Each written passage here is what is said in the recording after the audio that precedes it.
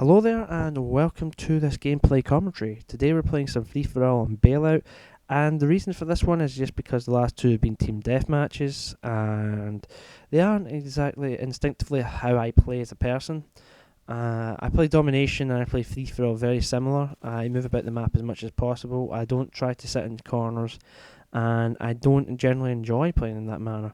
And I'm using the AK-47 with sleight of hand and extended mags just because the AK-47 over time and the fact that I'm now sort of staying at 70 and the 9th prestige, I've got used to the gun. Generally when I prestige I didn't use the gun very often. I was too busy trying to sort of complete other challenges, and it's become my favourite gun. And in the sort of assault rifle class I still use the TAR and I still use the M16 and the ACR from time to time.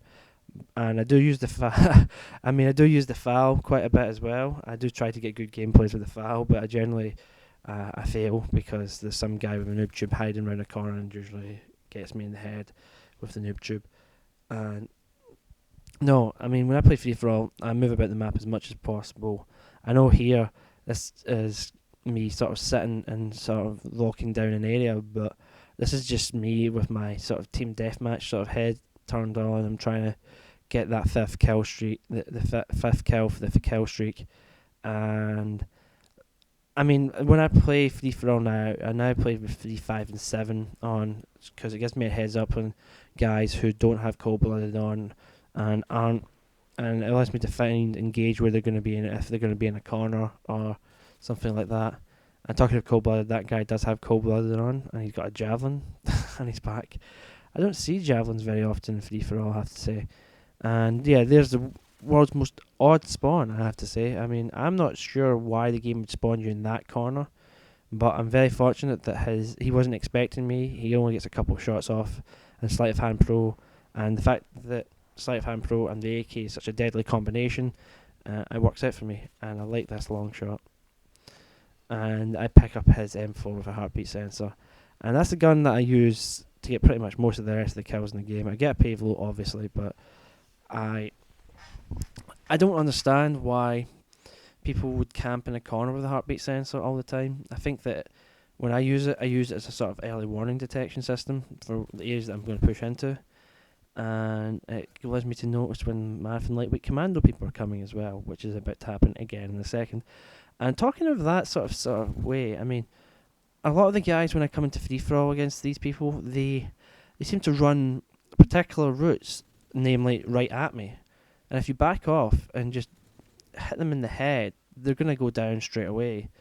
And I don't understand that. I mean, if you're going to play in that method, why not run sort of odd routes, like jump out the window, get around behind the person, or something like that. If you die, at least you know that you're trying to throw them off and they don't know where you're going to come from next. But the guy keeps running straight at me. And yeah, that kill there, that's self-explanatory. I'm just sort of waiting and I can take my time on that kill. And yeah, he eventually takes down the payflow, but I still win comfortably in this game. I die twice. The first one is down to martyrdom and the fact that a guy pushes up right behind me. And the second one is me making a huge mistake, and I mean, people pretty much see it straight away when I do it. And no, this is the next situation that I run into. I find quite interesting because the sniper's looking at the guy in the middle, and he's looking at me, and I'm looking at him.